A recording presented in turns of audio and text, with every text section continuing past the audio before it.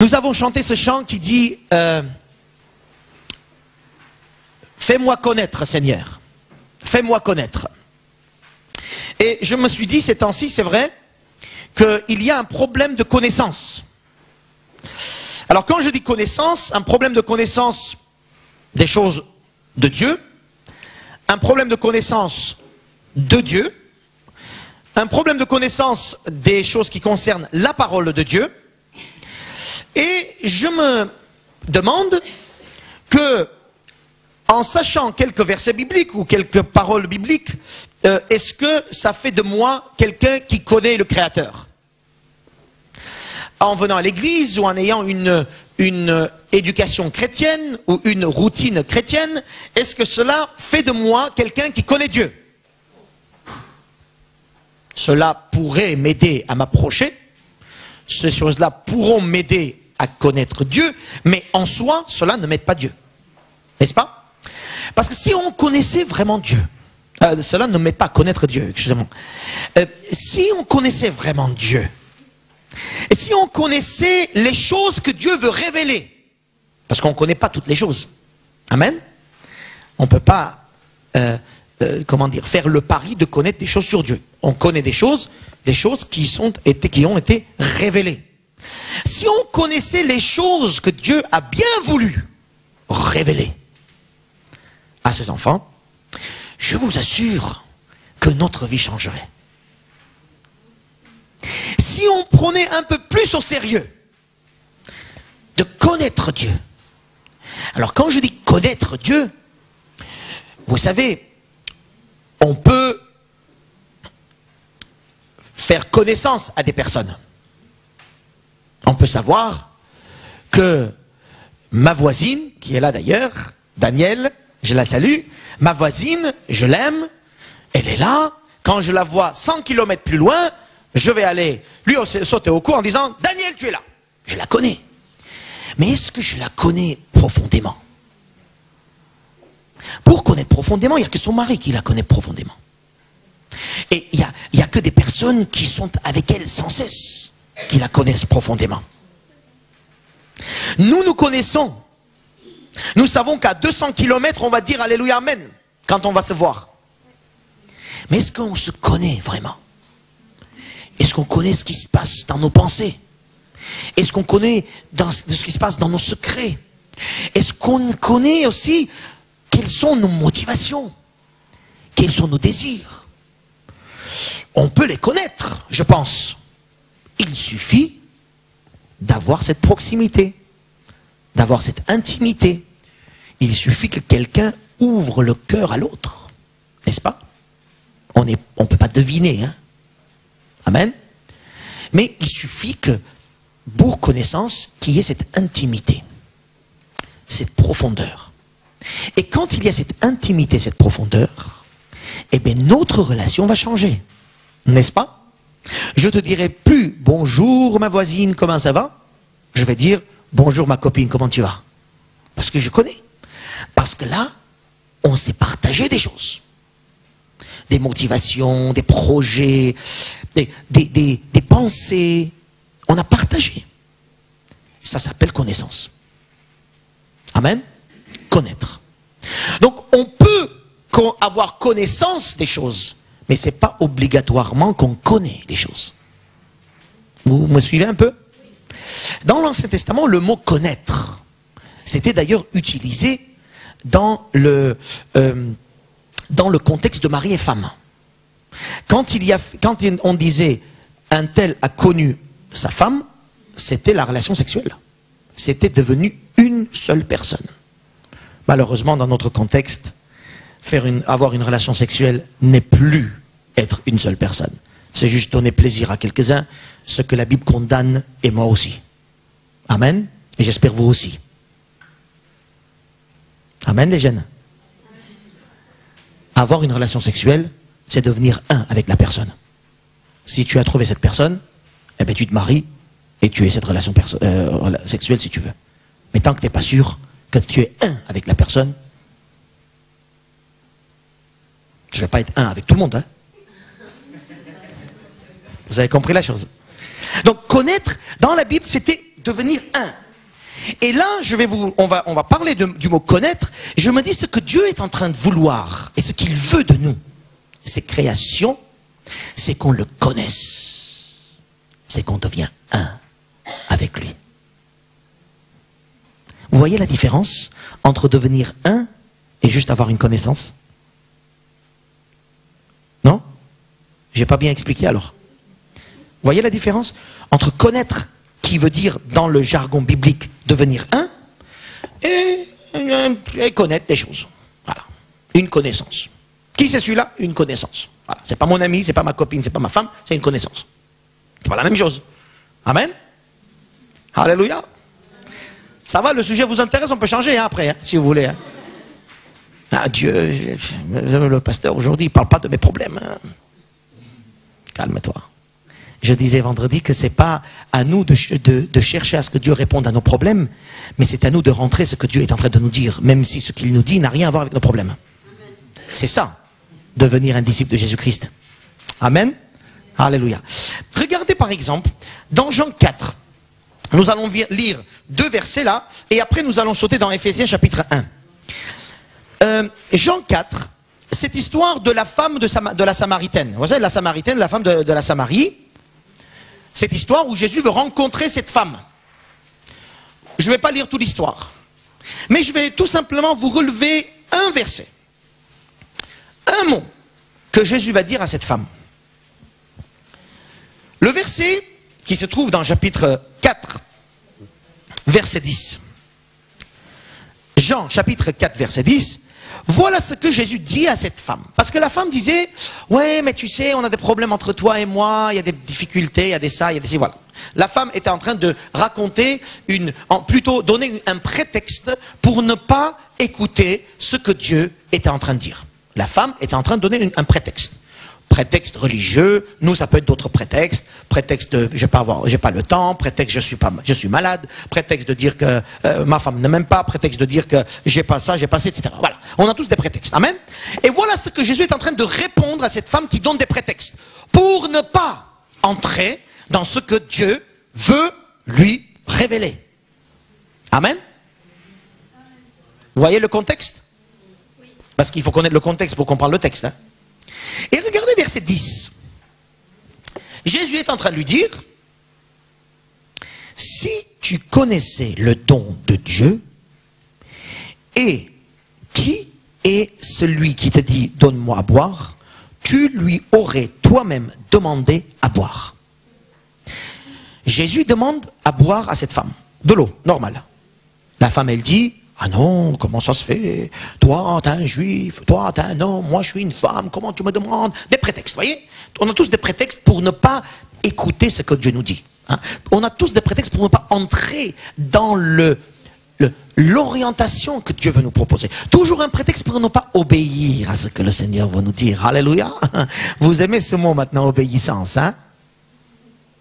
Pas trop encore? Pas encore? Je vais essayer de vous faire aimer ce mot jusqu'à la fin de l'année. Amen. J'espère bien. Même si la chair ne l'aime pas, j'espère que l'esprit en vous va aimer. Donc Jésus est en train de dire, donne-moi à boire. Un ordre, n'est-ce pas? Oui. Et la femme dit, ah non, non, je ne peux pas, t'as vu et tout. Un prétexte. Jésus dit, mais si tu connaissais ce que je suis en train de te dire, si tu me connaissais, et si tu connaissais le don de Dieu, tu aurais dit les choses tout à fait contraires. C'est ça un peu l'histoire. Hein? Si tu connaissais ce qui te parle, si tu connaissais Dieu qui est en train de te dire quelque chose, eh bien c'est toi qui ferais quelque chose que tu ferais même pas, que tu n'arrives même pas à faire maintenant. Vous me suivez? Si tu savais, nous on dit si tu savais, hein. C'est la même chose, hein. Si tu savais derrière ce qu'il y a. Vous voyez? Parfois on dit aux gens, fais ça. Si tu savais. Aux enfants on dit ça parfois, hein. Viens, donne-moi ton bonbon. Non, je ne vais pas donner. Si tu savais le cadeau que j'ai préparé pour toi. Ben, il va donner tous les bonbons. Parce que derrière, il y a des cadeaux. Vous voyez? C'est exactement la même chose. Dieu est en train de dire, si tu connaissais Dieu et le don de Dieu, aurais fait le contraire. C'est toi qui aurais donné toute ta vie même. Je te demande un verre d'eau, tu es en train de me donner des prétextes. Mais c'est quoi cette affaire? Il dit Jésus. Si tu connaissais, si j'étais, tu m'aurais donné toute ta vie. Alléluia.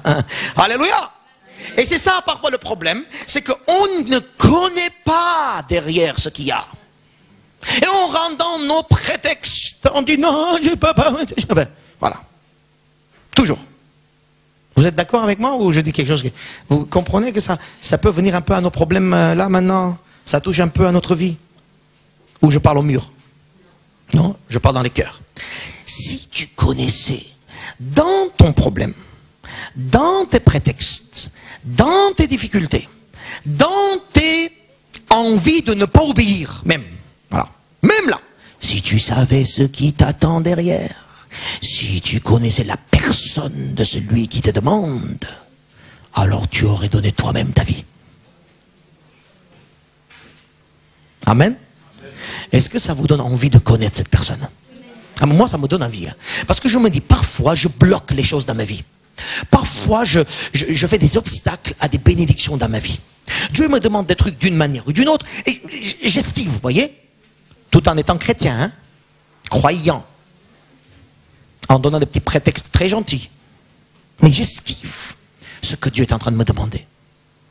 Dieu dit, mais écoute, si tu connaissais pourquoi, si tu me connaissais, et si tu savais pourquoi je te demande ça, t'aurais fait pas contraire.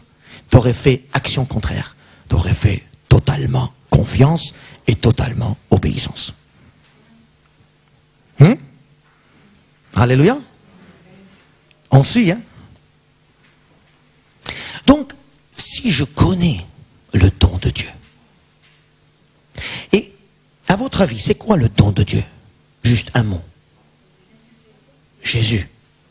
On est bien d'accord. Et par Jésus, le don de Jésus, c'est quoi? Le Saint-Esprit. Amen. Juste c'était un passage. Jésus est en train de dire, si tu connaissais le don, parce qu'on parle de Dieu là avec cette femme, et Jésus dit, si tu connaissais le don de Dieu, elle pose même pas la question, mais c'est qui le don de Dieu? C'est quoi le don de Dieu? Elle continue.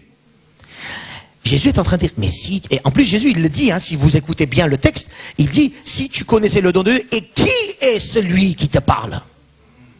Donc le don de Dieu c'est quoi? C'est Jésus lui. Si tu connaissais le don, c'est-à-dire le cadeau que Dieu, le créateur de l'univers, a fait à toi, à cette femme, elle dit, mais on peut dire aussi à nous, et si tu connaissais ce don, mais t'aurais fait des choses extraordinaires plutôt. Vous voyez que parfois nous, notre vie chrétienne n'est pas...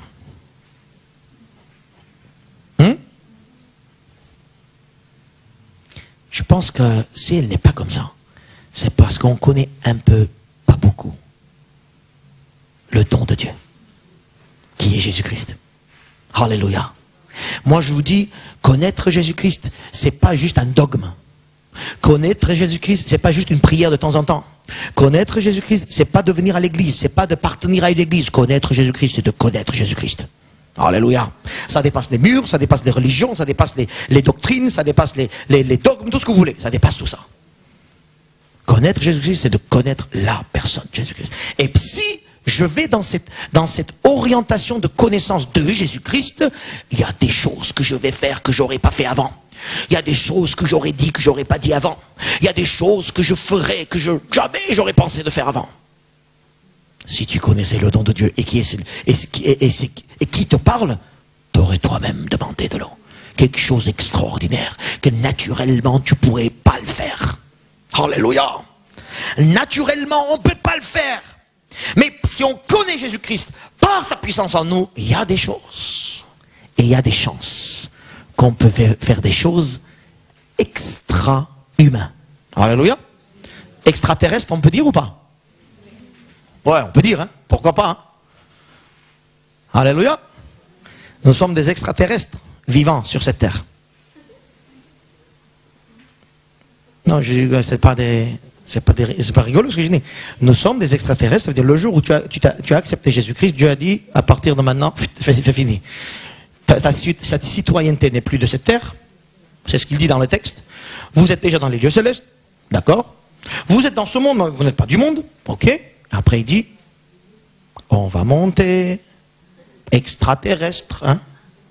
Alléluia. Amen. Eh oui, hein? Si tu connais un peu ces choses-là, ta vie va changer.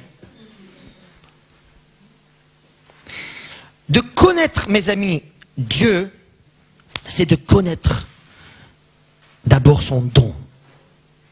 Et connaître Dieu, regardez dans Jean, après on va aller en Éphésiens, Jean 17. J'aime beaucoup ce verset, 17.3. Jean 17.3, il dit la chose suivante. Ça y est, vous y êtes?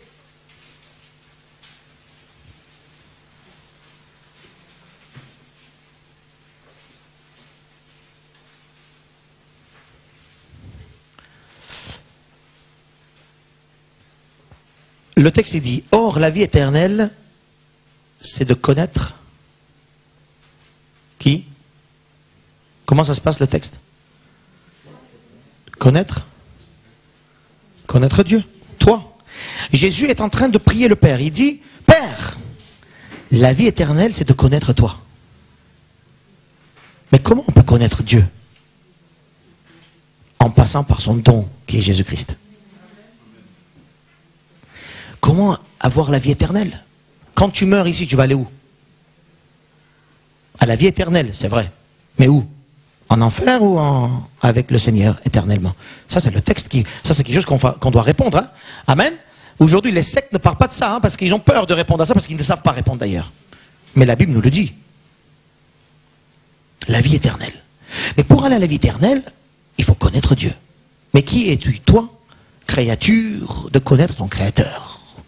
C'est pour ça que Jésus est venu, mes amis, pour connaître Jésus. Jésus est venu pour que nous puissions connaître le Père et que nous ayons la vie éternelle. Vous êtes d'accord avec moi?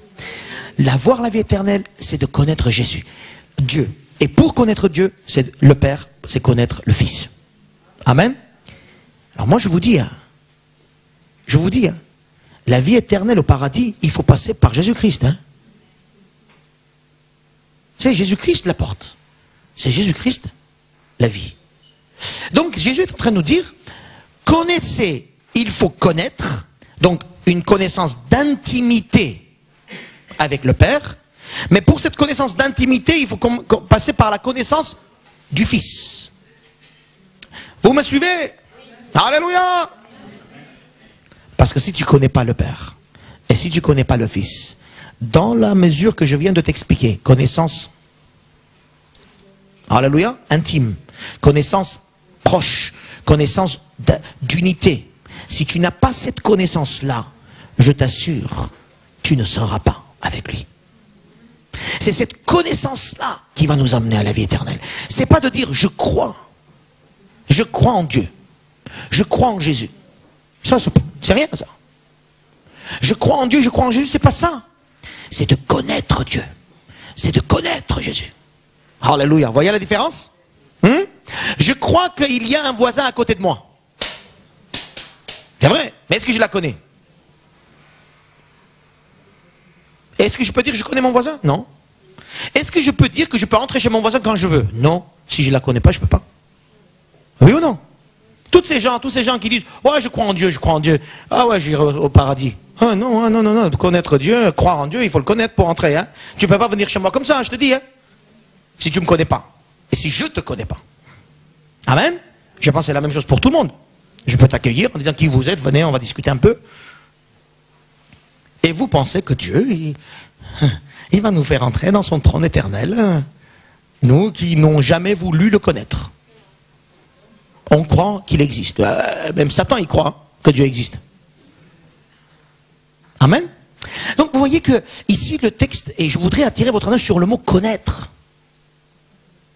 Et pour connaître quelqu'un, c'est pas automatique. Et si je ne connais pas Dieu, le Créateur, je ne peux pas avoir la vie éternelle.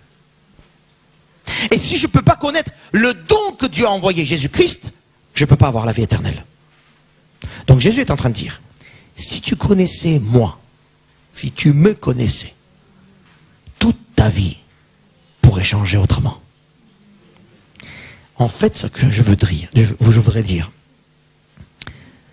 connaître Dieu en passant par Jésus nous donne une harmonie de vie sur cette terre et pour la vie éternelle. Vous comprenez? Connaître Dieu et son Fils Jésus-Christ, le don, me donne une harmonie de vie sur cette terre et pour la vie éternelle. Alléluia. Maintenant, il faut que je revienne sur le mot connaître. Vous avez compris le thème? Alléluia. Connaître. Connaître. Allez, réfléchissons 2 minutes. Silencieusement, 1 seconde. Silencieusement. Pour connaître quelqu'un, qu'est-ce qu'il faut? Pour que tu connaisses bien quelqu'un. Allez. Relation. Après. Du temps. Après. Connaître quelqu'un. Rapprocher, dialoguer, communiquer. Très bien. Ne pensez pas à Dieu pour l'instant. Hein, juste pour connaître un homme, une femme, des voisins. Voilà. Visiter. Invitation. Donc, prendre des nouvelles. Savoir ce qui se passe. Derrière une personne, j'ai pas entendu. Que la personne s'ouvre. Donc, il y a une proximité. Relation de proximité. Réciprocité. Très bien. Voilà. Alors, nous, on dit toujours, pour connaître quelqu'un, ou tu vas travailler avec lui, ou tu vas partir en vacances. Ah oui, si tu pars en vacances avec 15 jours avec quelqu'un, tu le connais vraiment, hein, celui-là. Avec tous ses erreurs et tous ses défauts. N'est-ce pas? 15 jours en vacances, ça suffit. Tu dors en même temps, à sa place, je dirais en même temps, dans la même chambre, pas la même chambre, mais dans la même maison. Et tu connais exactement qu'est-ce qu'il fait, hein? Alléluia! Quand il dispute avec sa femme, tu entends? Par exemple. Et le dimanche, quand il vient, il dit Alléluia, tu dis oh! Alléluia, ouais. Ouais, voilà. Donc vous comprenez que pour connaître quelqu'un, il y a tout ça. Et je ne peux pas dire je connais si il n'y a pas tout ça. On est bien d'accord? Alléluia. Et le texte nous dit, la vie éternelle, c'est de connaître Dieu.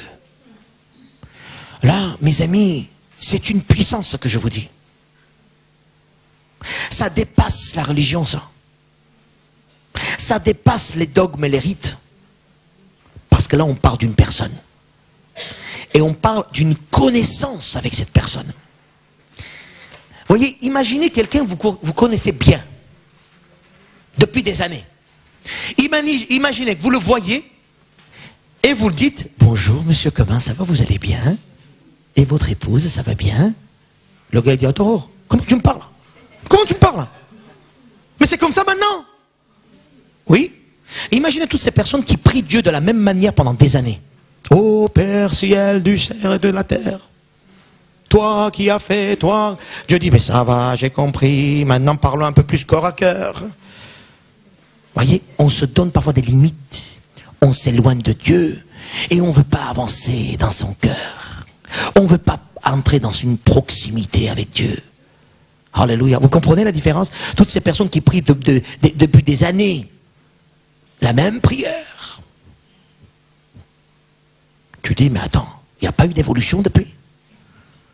Tu ne le connais pas maintenant, depuis des années quand même, je veux dire. Alléluia. Vous voyez? Donc Dieu nous pousse, mes amis, à ce que nous soyons des personnes de connaissance, de plus de connaissance avec lui. Ça, je voudrais que ça rentre bien dans le cœur et dans la pensée. Dieu veut te connaître. Alors le problème, c'est que lui, il nous connaît. C'est ça le problème. Et il nous connaît, lui. Il connaît exactement, c'est ça le problème, c'est que parfois nous on ne veut pas trop nous dévoiler devant Dieu, parce qu'on ne sait pas ce qu'il va dire, mais déjà il sait. Amen. Mais ce qui est extraordinaire, c'est que Dieu veut que nous le connaissions. Alléluia, ça m'excite. Amen. Que Dieu veut me connaître. Des gens, je suis sûr que tous parmi nous, et même des gens d'extérieur vont dire, Dieu me connaît, le Créateur me connaît. Dieu seul le sait, Dieu, bon, ça va, ça je sais. Mais est-ce que moi je le connais? Parce que Dieu n'a pas besoin de la vie éternelle, hein, c'est moi qui ai besoin de la vie éternelle. Hein, il est déjà éternel, lui. Hein, donc c'est moi qui ai besoin de la vie éternelle. Donc j'ai besoin d'aller dans une relation, comme vous avez dit, connaissance, réciprocité, dialogue, de proximité, voilà, toutes ces choses-là. Amen. Et la bonne nouvelle, c'est que Jésus est venu pour nous donner ça. Alléluia. Il est venu pour nous donner ça. Quand on dit Jésus est mort pour nous, ressuscité pour nous, vivant pour nous, envoyé son esprit pour habiter, pour demeurer en nous, pourquoi faire? Pourquoi faire? Pourquoi Jésus veut habiter en nous? Parce que Jésus, le seul moyen en nous, va nous mettre en lien direct avec le cœur de Dieu. L'esprit qui sonde les profondeurs de Dieu, dit la Bible, habite en nous. Ça veut dire que les deux choses qui connaissent les profondeurs sont en lien. Un qui est en toi et l'autre qui est en Dieu. Vous m'avez suivi? En Dieu, il y a l'esprit. On est bien d'accord? Oui ou non? Ah, vous dites oui, comment sinon je vais expliquer. En Dieu, il y a l'esprit. Et Dieu nous donne de cet esprit, il nous donne en nous. Pourquoi faire? Pour qu'il y ait un lien. Alléluia. Un lien. Alléluia. Souterrain même. Tu vois pas, mais c'est comme ça. Amen. Si on a des électricités, parce qu'il n'y a pas de fil extérieur, c'est de l'intérieur. Ça vient d'où? Ça vient du centre. Du courant. C'est pour ça que j'ai l'électricité. De l'intérieur. Il y a un lien. Et l'Esprit de Dieu, c'est ce lien. Et l'Esprit de Dieu, c'est Jésus qui me donne. Donc Jésus me donne cet esprit. Si je me tourne vers lui, c'est pour ça qu'il faut se convertir. Hein. Attention. Hein. Alléluia. Je me donne à Jésus, il me donne l'esprit. Et cet esprit va faire ce lien pour que je connaisse Dieu. Et si je connais un peu plus Dieu aujourd'hui, je ferai des choses que je n'aurais pas fait hier. Je dirai des choses que je n'aurais pas dit hier. Je changerai mon programme. Je changerai même mes activités. Je changerai mon agenda si je connais un peu plus Dieu aujourd'hui que hier. Alléluia. Alors juste, je vous pose une question. Est-ce possible? Pourquoi c'est possible? Allez, examen. Pourquoi c'est possible? Vous avez déjà oublié, ça fait même pas 2 minutes que je viens vous donner la réponse. Pourquoi c'est possible? Alors, le Père a envoyé son Fils. Son Fils c'est quoi? C'est non, le Fils c'est quoi? C'est le don. Donc il faut connaître qui? Jésus. Pourquoi il faut connaître Jésus? Parce que... Oui, et parce que... Et il a envoyé l'Esprit où? Alors cet Esprit il fait quoi? Avec qui? Alléluia. On va faire ça.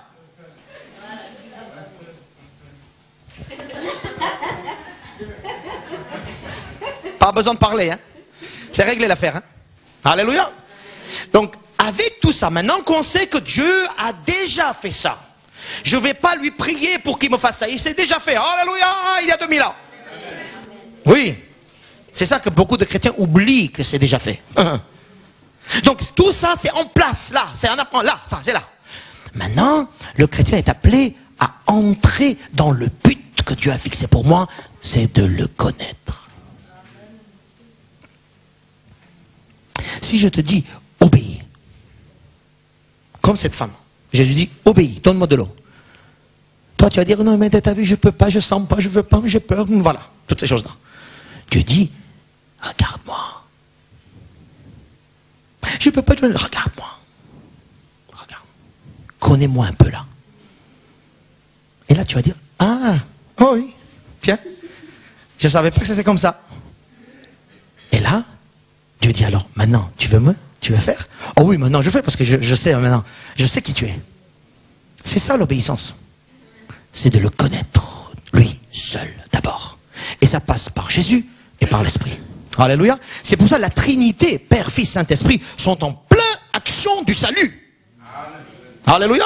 Tu ne peux pas virer l'un ou l'autre. Hein. Ça ne marche pas. Ça coupe le courant. Venez avec moi dans Éphésiens. Allez, oh là là. Vous me suivez? C'est bien le sujet, ça vous plaît? Eh bien, gloire à Dieu. Si ça ne vous plaît pas, ben, je ne changerai pas de toute façon. Parce que Dieu m'a dit de vous donner ça, je donnerai ça. Éphésiens chapitre 1. Alors si vous avez remarqué déjà, il y a 15 jours, j'ai prêché chapitre 1, versets 1 à 13. Et je vous disais, il y a 15 ou 3 semaines, je vous disais, Dieu a fait tout ça pour que nous puissions célébrer sa gloire. Pour ceux qui sont là, vous vous rappelez, n'est-ce pas? Et maintenant, nous continuons. J'espère qu'on va pouvoir continuer quand même Éphésiens, parce que j'aime beaucoup ce livre. Et pas parce que j'aime beaucoup, c'est qu'il y a des vérités extraordinaires que Dieu veut nous révéler. Regardez ce qui se passe. Comme la connaissance de Dieu, comme connaître Dieu est le but, pas le but, est le socle sur lequel tout le chrétien va se construire, Paul est en train de dire, je vais prier sans cesse pour ça. Paul est en train de dire, je prie pour vous, pour que vous connaissiez Dieu. Alors, allez, on va lire à partir de verset 15. Vous y êtes? C'est pourquoi, moi aussi, Paul, ayant entendu parler de votre foi au Seigneur Jésus-Christ. Foi à qui? Vous n'avez pas encore ouvert votre Bible? Si, voilà. Donc, votre foi au Seigneur Jésus et de votre amour pour les saints, donc ça va ensemble, je ne cesse de rendre grâce pour vous. Je fais mention de vous dans mes prières, dit l'apôtre Paul, afin que le Dieu... Alors, pourquoi est-ce qu'il prie? Afin que le Dieu de notre Seigneur Jésus-Christ, le Père de gloire, vous donne un esprit de sagesse et de révélation dans sa connaissance. Je vais continuer après. Je prie pour que Dieu le Père vous donne la sagesse. C'est-à-dire que vous ne soyez pas bête, que vous cherchez de la bonne chose. Vous soyez sage pour courir derrière la bonne chose, la sagesse. Et qui vous révèle, c'est-à-dire qui vous éclaire, illumine la connaissance de son Fils. Paul est en train de prier le Père. Regardez bien ce qui se passe. Il dit, Père, fais en sorte que ces gens-là puissent connaître ton Fils. Alors, c'est bizarre, il ne dit pas. Alors, selon les traductions, il y en a que vous allez penser que sa connaissance, le SA, le SA, ça concerne Dieu le Père. Non, ça concerne le Fils. Parce que pour connaître Dieu, il faut passer par le Fils. Je ne peux pas faire l'économie du Fils. Amen. Pour toutes les personnes qui disent, Père, pardonne-nous, Père, Père, Père, sans connaître le Fils, il y a un problème. D'ailleurs, le Notre Père, il faut faire attention comment on prie. Hein.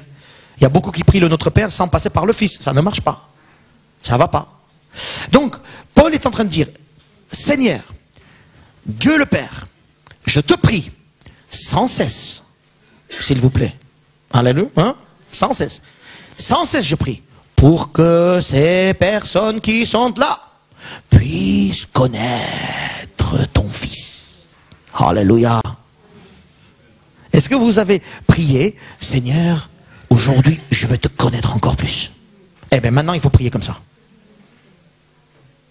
L'apôtre Paul, sans cesse, il prie pour que les disciples, les chrétiens d'Éphèse et nous, puissions connaître le Fils. Alléluia.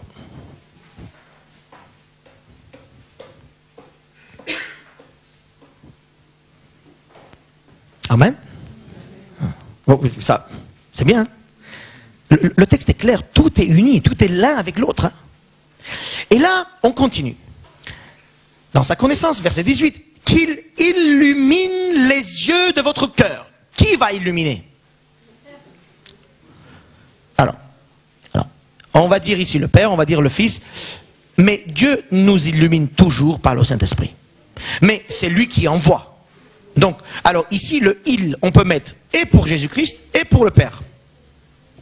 Qu'il illumine les yeux de votre cœur pour que vous sachiez. Alors, qu'est-ce que je dois savoir?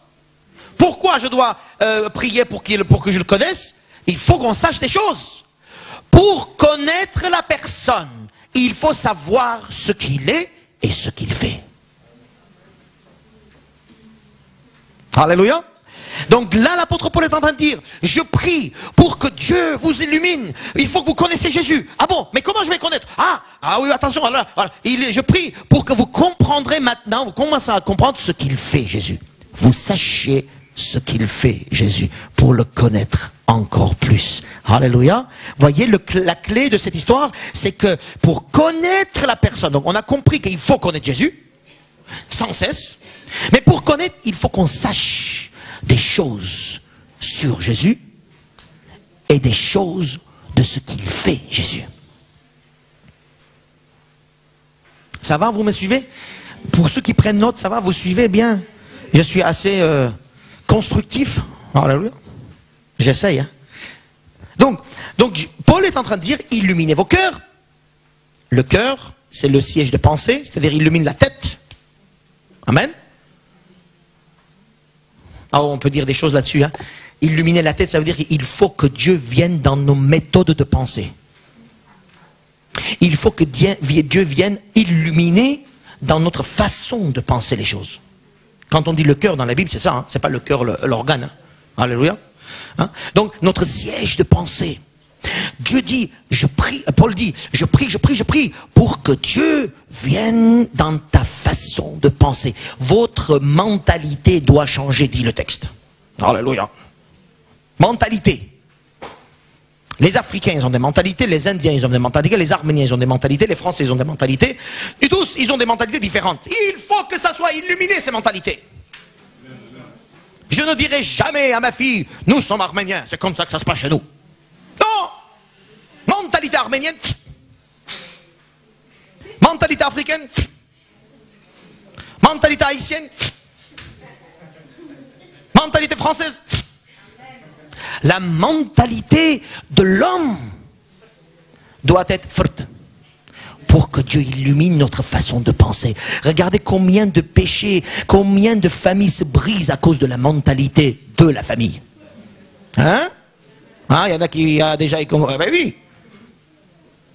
Il faut que votre cœur soit illuminé, la mentalité, la façon de penser.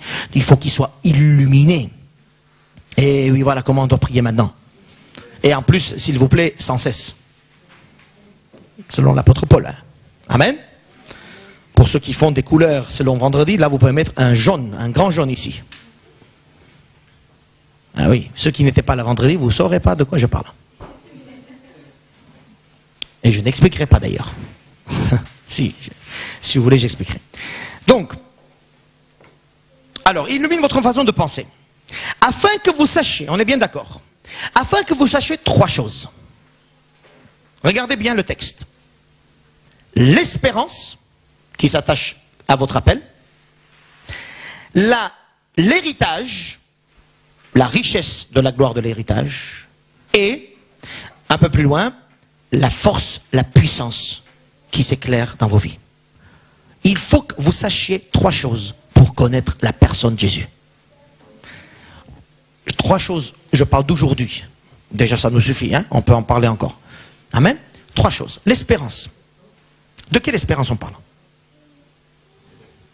Il dit, et l'espérance qui s'attache à son appel. Dieu nous a appelés à faire quoi? À être quoi? À vivre quoi? À aller où?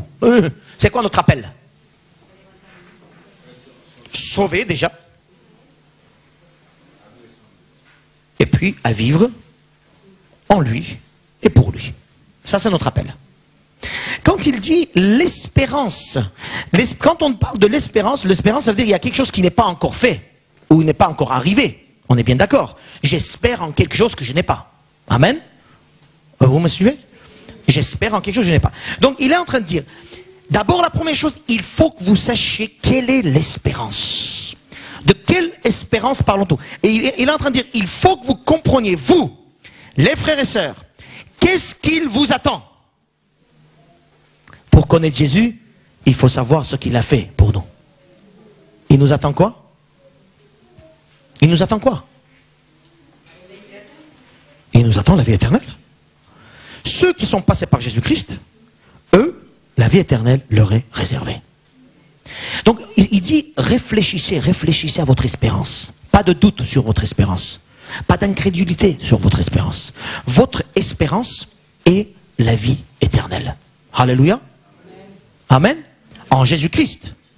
Dans Romains 5, 5, notez-le, vous allez voir que dans Romains 5, 5, il est dit que l'espérance ne trompe pas, car cette espérance est dans notre est répandue dans notre cœur par quelque chose, par le Saint-Esprit.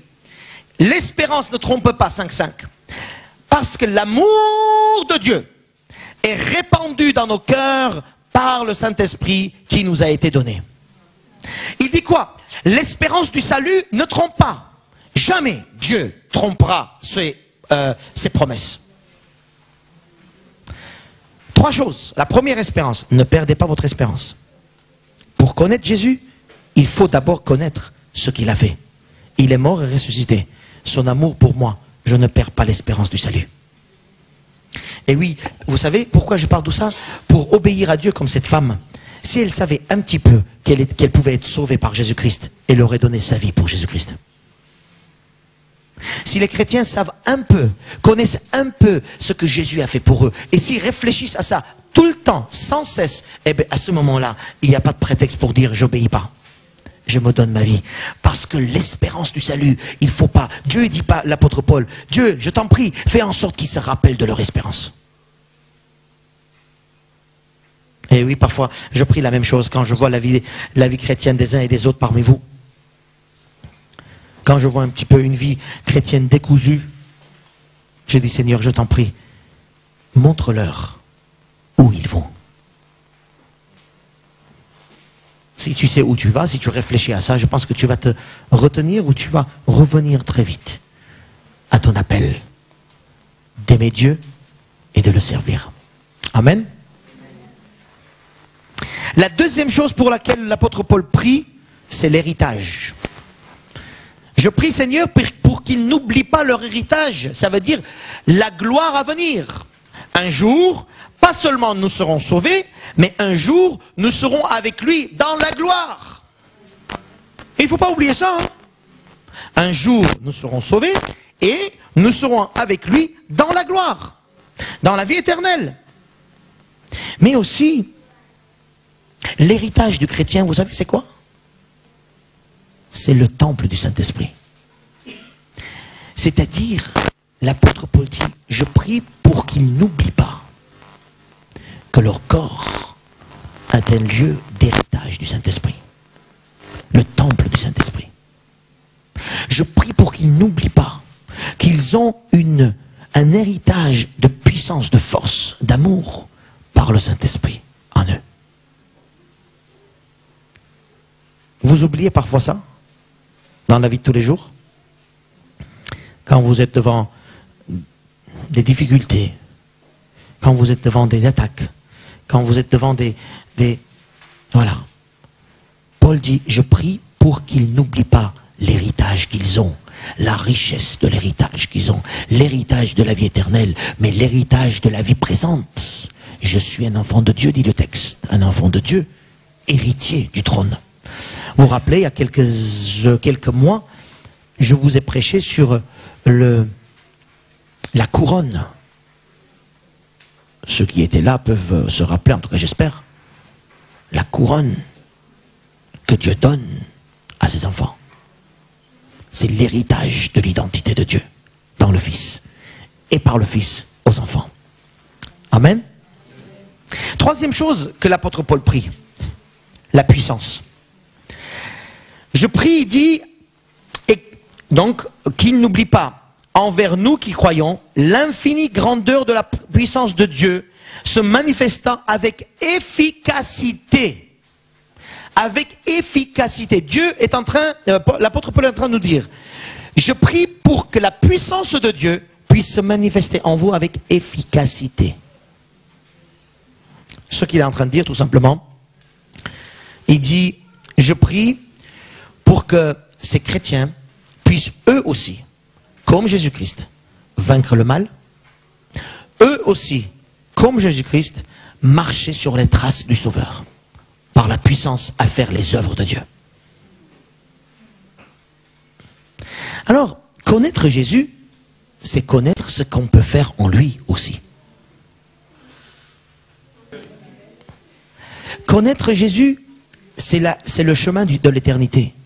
Mais connaître Jésus, il faut savoir ce que je fais. L'apôtre Paul dit, je prie pour que vous sachiez ce que vous avez en Jésus-Christ. L'espérance, l'héritage et la puissance. C'est comme ça qu'on doit connaître Jésus. Et vous savez où est-ce qu'on doit connaître Jésus? Vous voulez qu'on lise le texte? Verset 20. Toutes ces choses, l'espérance, l'héritage et la puissance, il l'a déployé en Christ.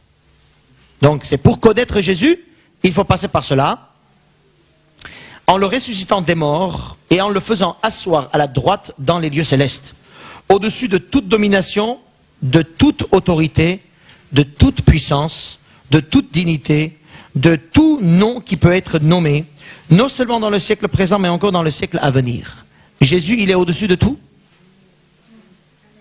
Il est au-dessus de tout? Jésus, il est au-dessus de tout.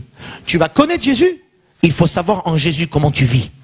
Tu vas connaître Jésus, il faut savoir ce que tu es en Jésus, ce que tu as en Jésus, l'espérance, l'héritage, la puissance. Et tout cela, dit le texte, il a mis sous ses pieds, verset 22, et il l'a donné pour chef suprême à l'Église, qui est son corps, la plénitude de celui qui remplit tout en tout. Ça veut dire quoi? Toutes ces choses que vous voulez, que le texte a dit, vous allez le vivre dans l'Église, le corps de Christ. Alléluia. L'église, quand je dis l'église, c'est pas les murs, c'est pas l'église évangélique arménienne, hein. C'est pas l'église d'un tel ou d'un tel. C'est pas des églises dénominations, c'est pas l'église catholique, c'est pas l'église apostolique, c'est pas l'église orthodoxe, c'est pas l'église X, Y. C'est l'église, le corps de Jésus-Christ. Le corps de Jésus-Christ, il y a des personnes dans ce corps de Jésus-Christ de tout l'univers. Et de toutes les églises. Je crois. Le corps, c'est les personnes qui réunissent ensemble et qui disent, pour aller au ciel, voilà la tête, Jésus-Christ. C'est ça le corps de Christ. Et ensemble, ces chrétiens peuvent être dans le monde entier, dispersés ailleurs. Mais ils sont un seul corps. Mais ils ont un seul but. S'ils n'ont pas ce but-là, c'est qu'ils ne font pas partie de ce corps. Le but à eux, c'est de dire, voilà notre tête, nous le suivons. Nous suivons notre tête, pas des têtes. Une tête. Vous savez, un corps avec plusieurs têtes, ça fait un monstre. Quand quelqu'un dit, mon église, nous suivons Jésus-Christ, c'est très bien. Mais il faut que ce soit vraiment Jésus-Christ, hein? Pas d'autres personnes à côté. Hein? C'est pour ça que nous croyons un seul chef. Il s'appelle Jésus-Christ. Un seul chef, un seul roi, une seule tête. Amen. Et donc les chrétiens qui veulent aller au ciel, qui veulent avoir la vie éternelle, qui veulent être sauvés, la Bible nous dit il faut connaître le chef. Connaissez le chef. Pour connaître le chef, il faut savoir ce que le chef nous donne. Il nous donne, j'ai dit tout à l'heure, l'espérance, l'héritage et la puissance. Regardez ce que le chef nous donne. Et en voyant le chef, en connaissant le chef, en priant pour connaître encore plus le chef, je dois te connaître encore ce matin. Encore plus je vais te connaître. Et je vais te connaître encore plus. Et le seul moyen pour te connaître, la Bible nous dit, c'est être rempli de l'esprit. Parce que n'oubliez pas ça. Hein? Ça y est, maintenant que je vous fais ça, vous comprenez ce que ça veut dire? Hein? Du cœur à cœur. Alléluia. C'est que le Saint-Esprit qui peut nous lier. C'est pour ça que la Bible nous dit, soyez remplis de l'Esprit. D'ailleurs, c'est dans Éphésiens. Soyez remplis de l'Esprit. Pour connaître le chef. Parce qu'en connaissant le chef, vous allez être en communion avec lui dans ce qu'il fait. Alléluia. Alléluia. Connaître quelqu'un bien, c'est exact être aussi avec lui dans ce qu'il fait. Donc Dieu est en train de dire, connaissez le chef, la seule tête. Connaissez-le de cœur à cœur par le Saint-Esprit parce qu'il a tout fait déjà sur la croix. Alléluia. Et c'est comme ça que de jour en jour, je vais le connaître. Et voilà, tenez-vous bien. Et quand de jour en jour, je vais le connaître, je vais commencer à faire des choses tout à fait nouvelles, remplies par Dieu. C'est ça mon but à moi hein, de la prédication. Hein, que les chrétiens puissent, comme cette femme, dire, comme Jésus a dit à cette femme, tu donneras toi-même à la vie. Je voudrais que dans l'église, que chaque chrétien, que chaque croyant puisse faire des choses extraordinaires. Mais ça commence d'abord en connaissant le chef. Alléluia. Et pour connaître le chef, il faut savoir ce qu'il fait. Et pour cela, il faut du temps. Pour ça, il faut étudier la parole. Oui, il faut venir à l'église. Oui, il faut vivre une vie d'église. Quelqu'un qui dit, moi je ne veux pas vivre une vie d'église, je vais rester tout seul à la maison. Ça ne marche pas. La plénitude de Christ, du chef, ça se fait dans le corps. Il faut des vis-à-vis. S'il n'y a pas de vis-à-vis, tu ne peux pas grandir. Tu ne peux pas connaître ton Dieu. Jamais quelqu'un peut connaître Jésus-Christ en restant tout seul à la maison. Il peut être réveillé parfois, mais il ne peut pas connaître. Ça se fait dans le corps de Christ. Quand les frères et sœurs sont réunis ensemble, quelque part, dans n'importe quelle église, on s'en fiche, mais les frères et sœurs sont réunis ensemble et ils regardent le chef. Ils élèvent le chef. Ils adorent le chef. Et en adorant le chef, ils disent, je veux te connaître, je veux faire la même chose que toi. Je veux vivre la même chose que toi. Je vais te connaître aujourd'hui. Ça, c'est le corps de l'église. Ça, c'est l'église pour moi. Alléluia. Moi, l'église, c'est pas dimanche matin. Moi, l'église, pour moi, c'est des personnes qui viennent, qui disent, je veux faire comme le Christ. Ça, c'est l'église. Alléluia. Mes amis, ça a toujours été comme ça. Le Seigneur a voulu que les frères, ses sœurs, puissent le suivre. Et le connaissent. Alors notre prière ce matin, c'est, Seigneur, je vais te connaître. Tu as le seul moyen, tu es le seul moyen pour la vie éternelle. Maintenant, si la vie éternelle, ça vous dit rien, si pour vous, c'est pas du tout le sujet, on va dire, de mode, eh bien, attendez quelques années. Attendez quelques années, vous serez obligé, à un moment donné, de penser à la vie éternelle, puisque quand la mort va frapper à votre porte, là, vous serez obligé de penser à ça. Le problème, c'est que malheureusement, à ce moment-là, peut-être,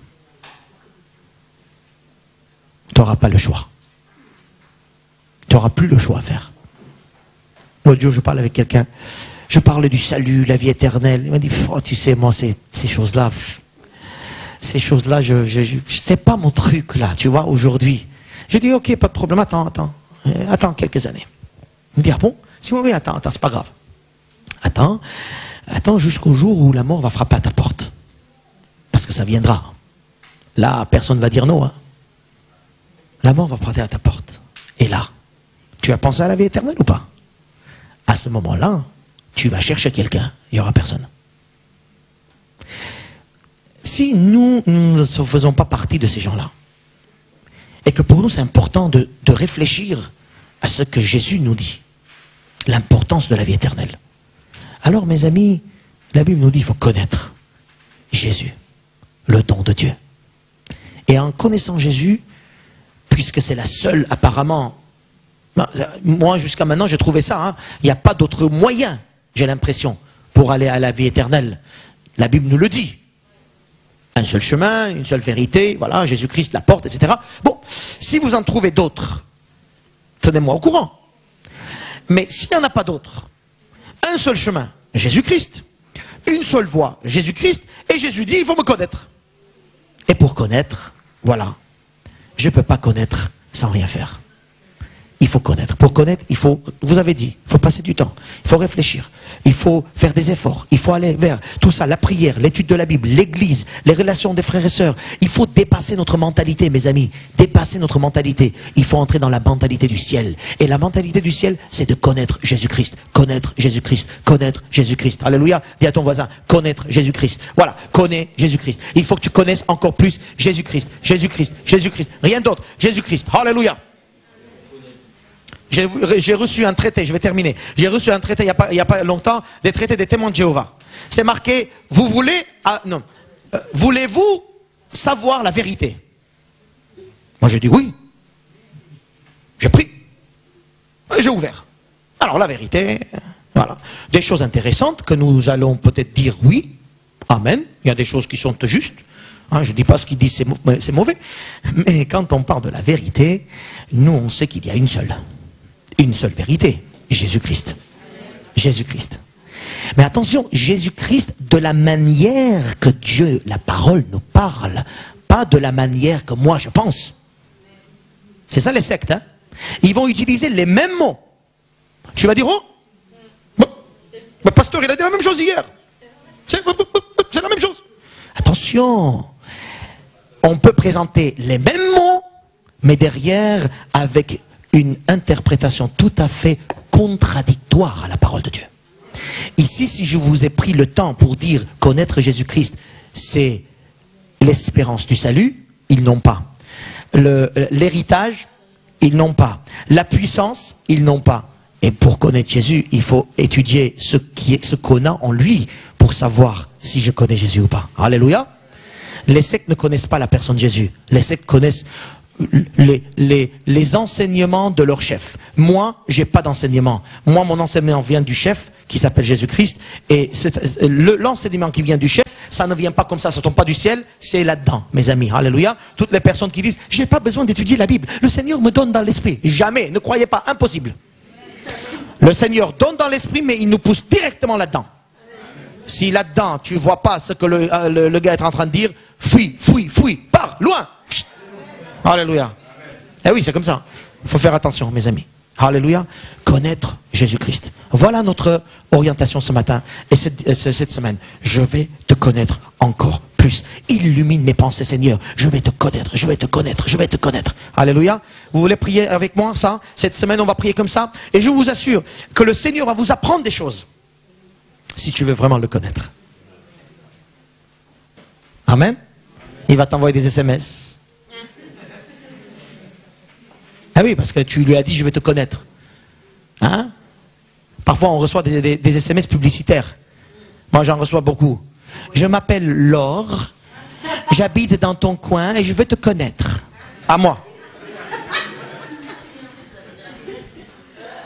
Alors, si moi, je suis un petit peu... Je peux lui répondre en disant, moi aussi. Et après, l'étape suivante, c'est quoi? Ben, on va se voir. Mais même comme moi je ne veux pas connaître des gens comme ça farfelus, je sais pas, j'ai pas la tête à ça. Donc du coup, je réponds pas. Mais si je veux répondre, si je veux le connaître, je vais le répondre. Je vais passer du temps sur SMS pour répondre. Et après, je vais passer du temps pour aller sortir de chez moi, aller la rencontrer. Et après, gare à nous, alléluia. Seigneur est loin de nous tout ça. Tous ces rendez-vous là qui peuvent nous amener très loin, faites attention à toutes ces choses là. Freinez. Alléluia.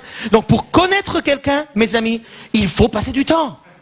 Il faut vouloir. Il faut faire des efforts. Oui, si tu dis j'ai pas le temps, je peux pas, non. Il y a les prétextes, on s'en fiche. Comme Jésus a dit à cette femme, si tu connaissais le don de Dieu, tu aurais fait plein de choses. Si tu veux connaître Dieu, tu vas faire plein de choses. Oui, tu vas te convertir. Oui, tu vas aller dans son chemin. Oui, la Bible pour toi, ça va être ton respiration. Oui, l'église pour toi, ça va être le lieu de vie pour toi et non pas juste le lieu de passage de dimanche, mais le lieu de vie. Avec les frères, avec les sœurs. Parce que je vais connaître encore plus Jésus-Christ. Alléluia. Allez, avez-vous cette envie de connaître encore plus? On peut le prier, hein. Comme l'apôtre Paul a prié, je veux aussi prier pour moi, mais pour vous, en disant Seigneur, allez, levons-nous et prions. Alléluia, Jésus. Alléluia. Alléluia. Seigneur, je prie afin que toi, le Seigneur et le Père de Jésus-Christ, le Père de gloire, Seigneur, tu nous donnes cet esprit de sagesse, que tu nous révèles, Seigneur, ta connaissance, la connaissance de Jésus-Christ sans cesse.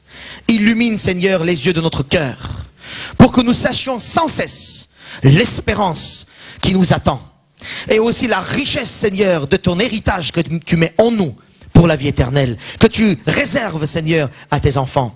Et que tu aussi révèles en nous, Seigneur, la puissance de ta force qui est efficace pour nous, afin que nous puissions te louer, t'adorer et te servir. Tout cela tu as fait, Seigneur, à Jésus-Christ. Tu l'as fait asseoir au-dessus de tout, Seigneur, tout lieu céleste, au-dessus de toute domination, toute autorité, toute puissance, toute dignité. Oh Seigneur, nous te bénissons, nous bénissons ce nom, Seigneur, qui est au-dessus de tout. Et Seigneur, merci. Merci aussi pour l'Église, pour ton corps que tu as laissé encore sur cette terre, pour que nous puissions, Seigneur, vivant dans ton corps, te connaissant davantage, que nous puissions, Seigneur, marcher de plus en plus, de gloire en gloire, vers la vie éternelle. Le jour où tu viendras te chercher les tiens, sois béni, Seigneur. Alléluia. Amen et Amen.